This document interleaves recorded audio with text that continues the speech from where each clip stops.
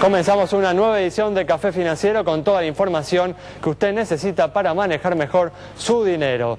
Hoy vamos a brindar información sobre plazos fijos, cuáles son las entidades que ofrecen las tasas de interés más atractivas del mercado. Vamos a repasar lo sucedido en los mercados de capitales y en el último bloque vamos a analizar los principales temas económicos de la semana, en esta oportunidad con la presencia de Ricardo López Murphy. Quédese con nosotros tras la siguiente pausa, vamos a regresar con todos estos temas y como siempre vamos a responder a todas sus consultas. Estamos ya con la compañía de Santiago Chelala, también está como siempre Yamila Escala y hoy tenemos la querida presencia de Julio Bruni después de varias semanas. ¿Qué tal? Un gusto estar nuevamente con ustedes. ¿Qué tal, Julio? Un gusto. Julio, como siempre, nos va a acompañar para repasar lo sucedido en los mercados de capitales, pero como siempre vamos a comenzar rápidamente con los temas que tenemos para hoy. Y está previsto que en 2 semanas comience a funcionar el nuevo sistema de la póliza digital. Sin embargo, existen algunas dudas de que se pueda cumplir con el plazo previsto. Yamila nos cuenta qué se cree que va a pasar con este tema. En 13 días exactamente empieza a regir el sistema para el rubro de automotores, remolcados y transporte de pasajeros. Desde la superintendencia, a menos de 15 días, nos confirmaron que el sistema se implementará a partir del 1 de abril, fecha que en un principio ya se había prorrogado y existían muchas dudas respecto de la real y posible adecuación de las empresas y mismo de la superintendencia, porque estamos hablando de un sistema informático complejo que tienen que pasar a integrar todas las compañías de seguros que operen en el rubro que les comento. Ahora bien, ¿qué era la póliza digital? Recordemos. Es la posibilidad de que tenemos todos los integrantes del mercado de seguros, estamos hablando de las compañías, de los asegurados, los productores y la misma superintendencia, de consultar el estado de los contratos, de verificar información, de cerciorarse de que no haya irregularidades y de ir avanzando en un proceso que se va a cumplir en etapas y que en un principio tiene estas características, estos objetivos de mayor control, mayor agilización de plazos y sobre todo de un seguimiento más adecuado, en especial en este rubro como es el de automotores.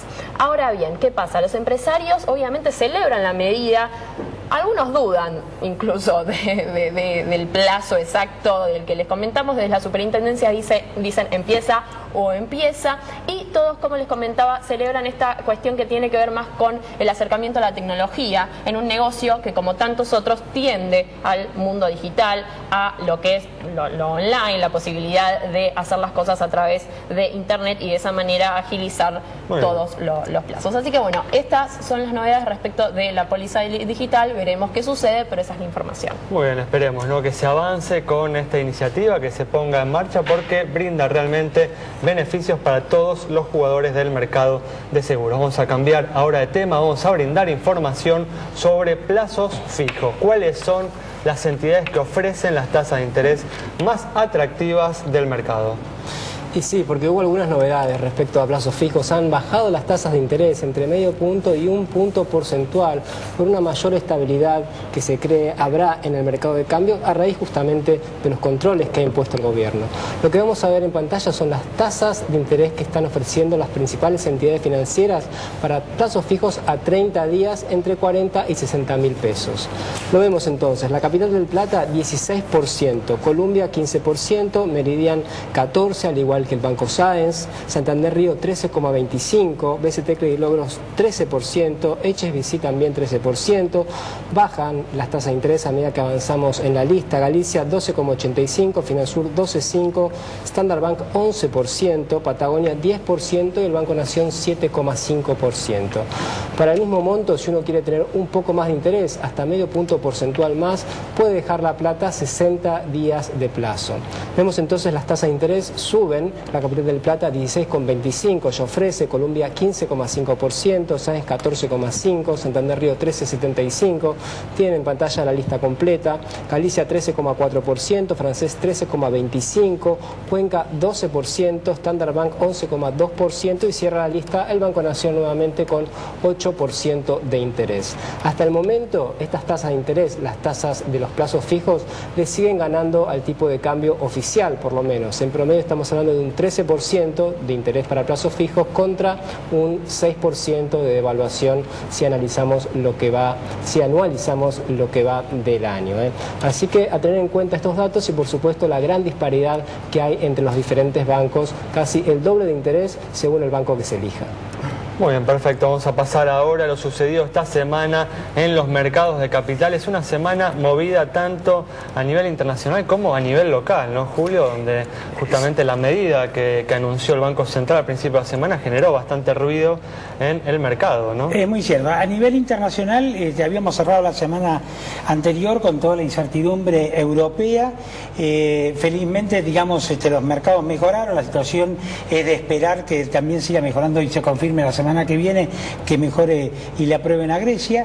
En función de eso también datos económicos conocidos de Estados Unidos, algunos fueron favorables y otros en los últimos días, ayer y antes de ayer y el jueves, en verdad no dieron, digamos, una confirmación de que el avance de la economía americana sea realmente sostenido.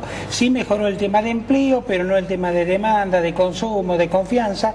Por lo tanto, el Dow Jones cerró una semana positiva con aproximadamente el 0,6% arriba.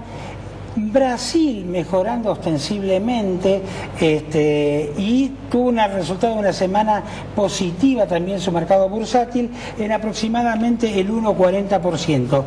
Y Argentina, que venía realmente muy castigada y muy retrasada, tuvo una mejora bastante significativa que cambia el humor de todas las últimas semanas, con una mejora en el Merval del 3,3% semanal, con las oscilaciones y las variaciones que durante toda la semana le imprimió en especial YPF. Con todos los problemas que son de público conocimiento, tuvo YPF, bueno, tuvo muchos días de alzas muy significativas y de bajas también muy apreciables. Lo que es de destacar es que en lo local, en lo que es accionario, el volumen negociado es un volumen bajo en el mercado accionario. Es como que la gente todavía no se decide ni tiene confianza para una expectativa de evolución positiva favorable con posterioridad. El mercado de títulos en Argentina, en verdad también en el mundo también se dio su mejora, y en Argentina, en correlación hacia ello, mejoraron muchísimo todos los títulos públicos, en especial los en dólares, pero aún los títulos en pesos también tuvieron una mejora en la semana, unos del 4%, otros del 1,8%, pero una mejora significativa, y de allí que, digamos, vuelve a suscitarse el atractivo para la inversión en títulos públicos argentinos. El volumen negociado en este mercado, importante, todos los días superó los 200 millones de pesos. Muy bien, bueno, con esta información nos vamos a un corte. En instantes estamos nuevamente de regreso.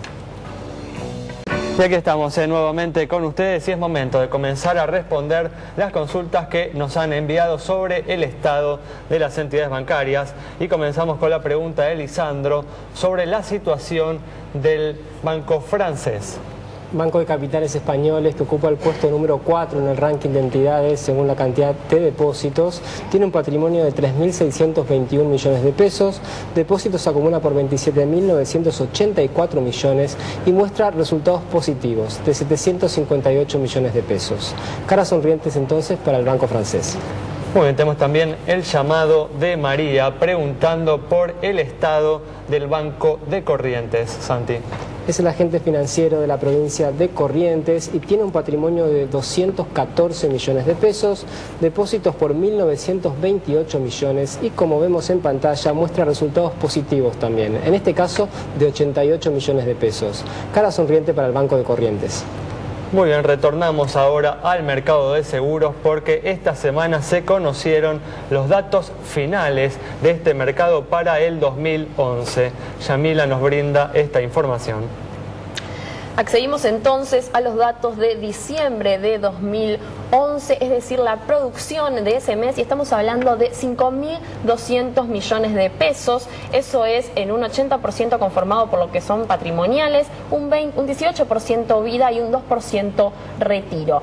Entonces estos datos nos permiten conocer los datos de la información del año 2011 y llegamos así a una producción de 55.630 millones de pesos en primas, lo cual recalca la superintendencia que es un año récord en materia de producción. Estamos hablando hoy de un crecimiento del 18,5% si consideramos valores constantes, sabiendo que se utiliza la inflación calculada por el INDEC. ¿Esto qué significa? Que los patrimoniales, por ejemplo, te comento, Ale, tuvieron un crecimiento promedio del 17% en función del año anterior, es decir, de 2010. Con 3 compañías liderando la producción en torno a una participación del 6%, estamos hablando de la Caja Generales, Federación Patronal y Prevención. Números que iremos desgranando. De todas maneras, estas cifras nos impulsaron a hablar con los empresarios y ellos nos comentaron que si bien para este año, para 2012, no se espera un crecimiento real en torno al 20%, sí se espera un crecimiento en términos reales en torno a entre un 8 y un 10%. Como les decía, cifras que iremos evaluando y analizando, pero al menos ese es el dato para terminar de evaluar el año que transcurrió hasta hace 2 meses, 3. Muy bien, perfecto. Cambiamos de tema. La Cámara de Diputados aprobó esta semana la reforma de la Carta Orgánica del Banco Central que, entre otras cosas, elimina las restricciones que existen para el uso de reservas internacionales por parte del Banco Central. María Larrauri le preguntó justamente a la gente si está de acuerdo con esta iniciativa y cuál cree que son los objetivos del gobierno con ella. El gobierno viene avanzando en la reforma de la Carta Orgánica del Banco Central. Una reforma que, entre otras cosas, elimina las limitaciones que hoy tiene el banco para el uso de las reservas internacionales. A partir de esto, Café Financiero les preguntó a los ciudadanos si están de acuerdo con esta iniciativa y qué objetivos creen que el gobierno persigue con ella. Me parece perfecta. Hay que terminar con el neoliberalismo que impuso Cavallo y el establishment. Parece perfecto. No estoy de acuerdo, porque con lo que ya se sacaba de ahí era suficiente. Por lo que tengo entendido, es para que el gobierno, digamos, disponga de las reservas del Banco Central, de esa forma afrontar deuda externa y, entre otras cosas, ¿no?, usar en política. Estoy de acuerdo en que cambie la finalidad del Banco Central en la República Argentina, vuelva a tener injerencia en manejos de la economía más allá de solamente las metas de inflación. Además, que estoy en desacuerdo con la independencia del Banco Central. Yo creo que el Banco Central no debe ser independiente, porque un Banco Central independiente es un banco que responde a intereses muy concretos de solamente los sectores patronales bancarios. Estoy en contra. ¿Por qué? Porque el gobierno se va a aprovechar de eso para emitir y gastar plata. Opiniones diversas. Me quedo con la reflexión de José Luis Machinea aquí el domingo pasado, justamente comentando, ¿no? El proyecto en sí mismo no es malo, lo que preocupa es el contexto, ¿no?, en el que se da este proyecto, un contexto inflacionario, un contexto de necesidades de recursos por parte del gobierno, lo que hace pensar que esto podría terminar alimentando o incentivando la ya de por sí elevada inflación que existe en nuestro país. Bueno, cambiamos de tema, vamos a responder una última consulta, en este caso sobre el estado de una compañía de seguros. Para Tamara, que nos consultó sobre la situación de la compañía Zurich. Esta empresa presenta, ahí vemos, un activo de 1.271,9 millones de pesos, un pasivo de 1.050 millones, un patrimonio de 221 millones de pesos, resultado 6 millones, primas 626 millones de pesos. Informa 8.801 juicios, con lo cual, con indicadores que se condicen con los del promedio del mercado, es que le otorgamos la luz verde de nuestro semáforo. Muy bien, con esta información nos vamos a un nuevo corte. Al regreso vamos a estar analizando los principales temas económicos de la semana con el economista Ricardo López Murphy. Quédese con nosotros. Y aquí estamos ya con la presencia de Ricardo López Murphy. ¿Qué tal? ¿Cómo andás? Muy bien. Gracias por venir nuevamente. Muy bien, muy contento. Vamos a analizar, como siempre, los principales temas económicos de la semana. Una semana en la que el gobierno estableció que los clientes bancarios no podrán retirar dinero en moneda extranjera en los cajeros del exterior desde sus cuentas en pesos, ¿no? Una situación que complica aún más la situación de aquellas personas que necesitan o tienen deseos de adquirir dólares u otras monedas. Bueno, en relación a esta medida, el planteo que te quiero hacer, ¿no? O sea, no te voy a preguntar si estás de acuerdo o no, porque eso es bastante obvio, ¿no? Pero, ¿qué lectura haces, ¿no? Esta medida que justamente perturbó bastante un mercado cambiario que en los últimos meses venía sumamente tranquilo. Yo creo que fue, bueno, un paso más en la dirección que han venido siguiendo, de tratar de reprimir los síntomas del problema. El problema es que hay escasez de dólares porque hay una política fiscal y monetaria equivocada, sobre todo la política fiscal es muy desequilibrada y hay un atraso cambiario muy grande. Ahora, las restricciones de control de cambio eran malas y son malas, digo, y generan un margen enorme a la discrecionalidad, a la arbitrariedad. Yo no conozco otro caso donde se le permita a algunos comprar y a otros no, según el capricho y el arbitrio del gobierno. El control de importación es malo. Ahora, prohibirle a los argentinos que viajan a Chile, a Uruguay, a Brasil, que puedan usar su tarjeta de débito para extraer el equivalente a $100, me parece que ya es disparatado. Es decir, para llegar a ese extremo, yo no conozco otro país que tenga esa restricción. No, me parecen tan insólitas, tan arbitrarias, tan desubicadas como nada que he visto antes. O sea, porque creer que se puede armar una crisis cambiaria porque los turistas argentinos o los viajeros de comercio retiran $100 de un cajero en el exterior, da la idea que estamos, o la verdad estamos en una carencia de recursos extraordinaria. ¿No crees, Ricardo, que puede haber detrás de esta medida un programa, un plan de desalentar los viajes de los turistas argentinos al extranjero, ¿no? Si uno puso obstáculos a las importaciones, ¿por qué no ver cómo se puede desalentar el viaje de los argentinos al exterior, ¿no? Bueno, eso no es sano, además, porque entre las libertades que consagra nuestra Constitución está que elijamos dónde queremos ir. Pero como no se puede prohibir, entonces justamente uno pone ahí. Pero digamos, si hubiera, vamos a suponer que hubiera una dificultad del país de hacerse de divisas, ¿qué es lo que la teoría económica, la práctica internacional, el sentido común indica? Lo que normalmente se hace en otros países es que el tipo de cambio sube. Claro, lógico. Y el tipo de cambio que sube mejora las exportaciones, mejora los incentivos para venir al país, desalienta las importaciones, alienta el regreso de capitales, alienta el turismo doméstico. Corregir el tipo de cambio es una corrección que genera más actividad, más empleo, más futuro, más posibilidades. Estas medidas lo único que hacen es dar la sensación de un enfermo terminal, es decir, si recurren a estos mecanismos, pues ya no saben qué hacer.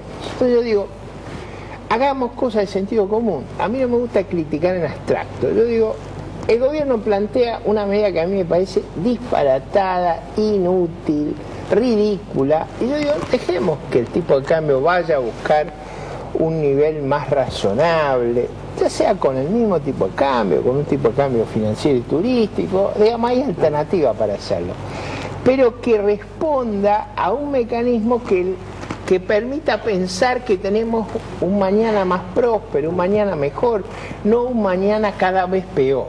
Ahora, Ricardo, hablaste de los efectos positivos de la devaluación, pero una devaluación también genera más inflación sobre un piso que, según Dilma Rousseff dijo esta semana, está en 20%. O sea, no todo es tan positivo, digo, ¿no? De devaluar. A ver, cuando uno tiene un problema, mejor que lo reconozca. Es decir, si uno tiene una hemorragia y la niega, comienza a tener problemas. El torniquete no es bueno, pero es mejor que la hemorragia. Reconocer el problema ayuda a encontrarle una salida. Negarlo, no es que uno, si el tipo de cambio está fuera de equilibrio, negándolo, lo resuelve el problema. No, lo agrava, y lo agrava de una manera exponencial. Porque cada vez que uno demora a atender el problema se hace más grave. Ahora, el comentario suyo es muy bueno por otra razón. Yo pocas veces he visto una humillación a nuestro país como la de la presidenta de Brasil, con toda justicia. Nos ha tratado de mentirosos. O sea, la presidenta de Brasil se refiere a Argentina diciendo las estadísticas que produce el gobierno de Cristina Fernández de Kirchner son falsas. Esa afirmación, yo en otra época hubiera dado lugar a como estamos tan golpeados, tan humillados, tan degradados, nos parece normal que nos digan bandidos, sinvergüenza, mentirosos. Bueno, la presidenta es una afirmación de una gravedad extraordinaria. Ahora, eso no quiere decir que no tenga razón. Yo creo que Dilma Rousseff dice la verdad. Claro. Pero eso, es decir, hemos llegado a una situación de tal ridículo que los presidentes extranjeros se refieren desdorosamente a nuestro país y sobre todo a nuestras autoridades. Cosa que yo creo que se lo tienen merecido, pero a mí como argentino me humilla. Fue una evolución, digo, porque Cristina hizo algo parecido cuando habló de los trenes, ¿no? Decía que cuando uno va de Brasilia a San Pablo se ven villas miserias y cosas que en Argentina no se ven. Pero te quería preguntar otra cosa. Ahí déjeme hacer una cosa. Yo viajo a Brasil hace 50 años, yo no tengo que ocultarle a nadie mi edad. Yo viajo hace 52 años. Hace 52 años uno comparaba Buenos Aires y Río de Janeiro y era impresionante la diferencia a favor de Buenos Aires. Uno compara hoy Buenos Aires y Río de Janeiro y esas diferencias desaparecieron. Digo, sí. El Buenos Aires de hace 50, el Buenos Aires de Arturo Frondizi, comparado con el Río de Janeiro de Juscelino Kubitschek, que eran los presidentes, uno sentía que estaba en un país de otras posibilidades. Otro tema de la semana, Ricardo, para cambiar un poquito. YPF, ¿cómo ves lo que pasó en Chubut y Santa Cruz con las zonas que le han quitado YPF? Un minuto tenemos. Yo soy siempre muy periodístico, muy preciso, muy titulador. A ver. Porque ninguna de estas medidas resuelve el problema, lo agravan. Porque entre que dure la disputa judicial, duren los conflictos, duren la duda, quién tiene razón, si hizo la inversión, si se está siguiendo el procedimiento legal, ahí nadie invierte nada, ni en esa área ni en otras áreas. Es decir, no se quiere reconocer los problemas que tenemos, se están buscando chivos expiatorios y la misma presidente que hablaba maravillas y cosas que eran exageradas sobre la empresa petrolera, ahora se le ha dado por hostigarla. Ninguno de esos caminos resuelve el problema que tenemos en la Argentina en materia energética, y detrás de la falta de divisas, un factor fundamental es la enorme crisis energética que tenemos. Y el déficit comercial energético, ¿no? Bueno, es que eso, tenemos un minuto así que no lo quiero usar, pero digo, eso fue advertido a tiempo hace muchos años. Por eso es importante, la gente dice, ¿se acuerdan cuando ellos decían no hay apagones? Es como si usted tiene una crisis en un avión, no tiene que esperar, no se tumbó todavía, no, pero burro, cuando tiene una crisis trata de aterrizar, no te estrelles. Bueno, Ricardo, muchas gracias, por haber conversado con nosotros. Nos vamos entonces con este análisis de Ricardo López Murphy, que advierte sobre los aspectos en los que el gobierno no está enfrentando los verdaderos problemas, sino justamente enfrenta las causas o los efectos de esos problemas. Esperemos que el gobierno tome estas advertencias y que lo haga a tiempo. Nos vamos con esta información. Nos reencontramos el próximo martes a las 17 horas aquí en Metro. Muchas gracias por habernos acompañado nuevamente.